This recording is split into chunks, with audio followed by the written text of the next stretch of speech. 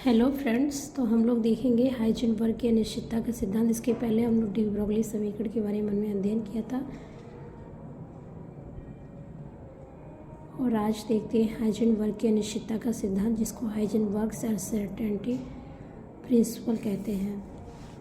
देखिए, हाइजेन वैज्ञानिक जो थे उन्होंने ये बताया था कि कोई भी अगर गतिशील सूक्ष्म कण है तो उसकी स्थिति और संवेग का दोनों का एक साथ यथार्थ निर्धारण असंभव। उन्होंने ये दिया था। तो और किस सन में दिया था? उन्होंने 1927 में अनिश्चितता का सिद्धांत दिया और इसके आधार पर उन्होंने ये बताया किसी गतिशील सूक्ष्म कण मतलब जैसे इलेक्ट्रॉन, प्रोटॉन, न्यूट्रॉन की स्थिति और संवेग दोनों का एक साथ यथार्थ रूप से निर्धारण क्या है? असंभव है। इस सिद्धांत का तात्पर्य है कि किसी भी गतिशील कोई सूक्ष्म कण है जिसकी स्थिति का यथार्थ रूप से निर्धारण किया जाता है तो उसके संवेग या वेग में अनिश्चितता आ जाती है, मतलब थोड़ी एरर आ जाता है। और क्या होता है? अनिश्चितता। तथा यदि गतिशील सूक्ष्म कण के वेग का यथार्थ रूप से निर्धारण किया जाता है तो उसी कण की स्थिति में अनिश्चितता आती है और उन्होंने इसको गणितीय रूप से फार्मूले में दिया। उसको हम तो हाइजेनबर्ग की अनिश्चितता के सिद्धांत का गणितीय रूप क्या है? देखिए, delta x into delta p is equal to h/4π, जहाँ डेल्टा एक्स जो है सूक्ष्म कण की स्थिति में अनिश्चितता और डेल्टा पी है सूक्ष्म कण की संवेग में अनिश्चितता है। और यश जो है वो प्लैंक नियतांक हम सभी लोग जानते हैं। तो सूक्ष्म कण की स्थिति में अनिश्चितता तथा उसकी संवेग में अनिश्चितता का गुणनफल h/4π से क्या होता है? अधिक होता है। यहाँ इसको फार्मूले से देखते हैं। P बराबर mu होता है, सभी लोग जानते हैं। तो डेल्टा P बराबर m इंटू डेल्टा U। उसके मास में कोई परिवर्तन नहीं होगा, लेकिन उसके वेग में और संवेग में परिवर्तन होगा।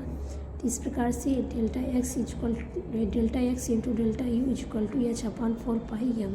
हमने m को इस साइड रख दिया और हमने यहाँ जो देखा था यहाँ पे m नहीं रखा था बस। जहाँ डेल्टा U सूक्ष्म कण के वेग में अनिश्चितता है और m सूक्ष्म कण का द्रव्यमान है। अब हम यहाँ देखते हैं कि सूक्ष्म कण की स्थिति या संवेग में अनिश्चितता प्रायोगिक त्रुटि के कारण नहीं होती। यह अनिश्चितता निहित अनिर्धारता के कारण होती है, मतलब उसमें निर्धारण नहीं किया जाता है, उसी के कारण ये त्रुटि होती है। अब हम यहाँ श्रोडिंगर का तरंग समीकरण देते हैं, श्रोडिंजर्स वेव इक्वेशन। तो हाइजेनबर्ग ने जब अनिश्चितता के सिद्धांत के द्वारा जो श्रोडिंगर वैज्ञानिक थे उन्होंने तरंग यांत्रिकी सिद्धांत दिया और एक गणितीय समीकरण का प्रतिपादन किया, जिसे श्रोडिंगर का क्या कहते हैं? तरंग समीकरण कहते हैं। तो आपके सिलेबस में इसका डिराइवेशन नहीं, क्यों आप इस इक्वेशन को देखिए। इस इक्वेशन को कभी कभी पूछ लिया जाता है एंट्रेंस एग्जाम में खास करके, और वैसे मान लीजिए कभी कभी पेपर में भी पूछ लेता है। तो क्या होगा? डेल टू साई बटे del x square, del two psi plus del two psi बटे del y square, del two psi del z square plus 8π square m बटे h स्क्वायर, कोष्टक में e minus V into psi is equal to 0। जहाँ इसमें m जो है वो electron का द्रव्यमान है और e कैपिटल जो है वो कुल ऊर्जा को इंडिकेट करती है, और h ब्लैक की स्थिरांक इसको हम जानते हैं। v जो है नाभिक के सापेक्ष स्थितिज ऊर्जा है और साई जो है इलेक्ट्रॉन का तरंग फलन है। यह समीकरण जो है इलेक्ट्रॉन की अवस्था का द्रव्यमान स्मॉल m, कुल ऊर्जा E, नाभिक की सापेक्ष स्थितिज ऊर्जा V और प्लैंक नियतांक h तथा इलेक्ट्रॉन की तरंग फलन के मध्य संबंध स्थापित करता है। मतलब यह कर जो है ये बताता है। और यह समीकरण जो है द्वितीय कोटि की अभिक्रिया का अवकलन समीकरण है। इस समीकरण कई हल संभव है, जिनमें से कुछ काल्पनिक और निरर्थक होते हैं। और इस समीकरण द्वारा कुल ऊर्जा और इलेक्ट्रॉन की तरंग फलन का मान ज्ञात होने पर इलेक्ट्रॉन की गतिज ऊर्जा को हम ज्ञात कर सकते हैं। कहने का अर्थ ये है कि अगर हमें कुल ऊर्जा और इलेक्ट्रॉन की तरंग फलन का मान ज्ञात हो तो हम उसी इलेक्ट्रॉन की गतिज ऊर्जा इस समीकरण के द्वारा क्या करते हैं? फाइंड कर सकते हैं। तो ये था श्रोडिंगर का तरंग समीकरण।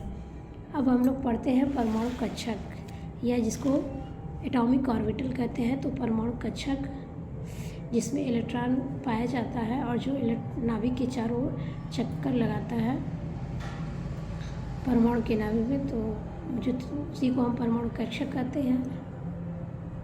और किसी भी देखिए कक्षक में दो से अधिकतम इलेक्ट्रॉन नहीं होते हैं और दोनों होते हैं विपरीत चक्र वाले होते हैं। तो देखिए यहाँ एटॉमिक ऑर्बिटल हम देखते हैं। तो परमाणु के नाभिक के चारों ओर पाया जाने वाला वह त्रिविमीय क्षेत्र जिसमें इलेक्ट्रॉन के पाए जाने की प्रायिकता अधिक होती है परमाणु कक्षक कहलाते हैं। परमाणु के किसी एक कक्षक में अधिकतम इलेक्ट्रॉनों की संख्या कितनी होती है? 2 होती है। परमाणु के नाभिक के चारों ओर वह पाया जाने वाला वह त्रिविमीय क्षेत्र जिसमें इलेक्ट्रॉन के पाए जाने की प्रायिकता मतलब संभावना अधिक होती है परमाणु कक्षक कहलाते हैं। परमाणु के किसी एक कक्षक में अधिकतम इलेक्ट्रॉनों की संख्या 2 होती है। वही हमने आपसे जो कहा ये सही भी है, ये दोनों इलेक्ट्रॉन विपरीत चक्र वाले होते हैं। आगे आप अभी समझेंगे जब हम क्वांटम संख्या को विस्तृत रूप से अध्ययन करेंगे। समान ऊर्जा वाले कक्षकों को हम क्या कहते हैं? अपभ्रंश कक्षक या डीजेनरेट सेल, मतलब सभी इक्वलिटी होती है। आकृति के आधार पर कक्षक निम्न प्रकार के होते हैं। किसके आधार पर? आकृति के आधार पर। तो यहाँ पहला हम देखते हैं एस कक्षक, जिसको हम एस ऑर्बिटल कहते हैं। तो जो एस कक्षक की आकृति होती है वो गोलाकार होती है और यह शुभकोश में केवल एक कक्षक में से बना होता है।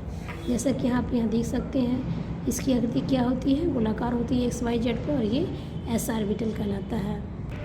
अब हम यह पी कक्षक की आकृति, तो पी कक्षक की आकृति डम्बल आकृति होती है, जैसे डमरू का आकार होता है। आप यहाँ ये शेप देख रहे हैं, ये बिल्कुल लगभग समान डम्बल, इसलिए इसको डम्बेल कहते हैं। और पी पोस्ट जो होता है वो 3 पी कक्षकों से मिलकर बनाता है, पी एक्स, पी वाई और पी जेड से मिलकर बनाते हैं। और इन कक्षकों की क्या होती है? ऊर्जा जो होती है समान होती है। तो देखिए जब पी एक्स कक्षक है, इसको हम समझते हैं कि ये एक्स एक्सिस पे लाई करेगा, पी एक्स कक्षक है, और जो वाई कक्षक वाई एक्सिस पे, और जो जेड कक्षक है वो जेड एक्सिस पे।